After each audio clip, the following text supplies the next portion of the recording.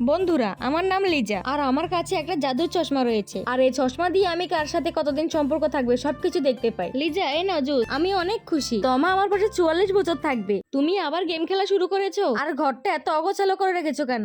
এটা আমি কি দেখছি? নিলয়ের সাথে আমার সম্পর্ক ভাঙতে আর 6 দিন রয়েছে। এই 6 দিন পরে কি সত্যি আমার সাথে ব্রেকআপ করবে? আমি আর নিলয় কলেজ থেকে একসাথে রয়েছি, আর এই নতুন শহরেও আমরা একসাথে এসেছি। আমরা আমাদের ভবিষ্যৎ নিয়ে কত সুন্দর পরিকল্পনা করেছিলাম, আর আমরা খুব তাড়াতাড়ি বিয়ে করতেও চলেছিলাম। আমার সবকিছু শেষ হতে চলেছে।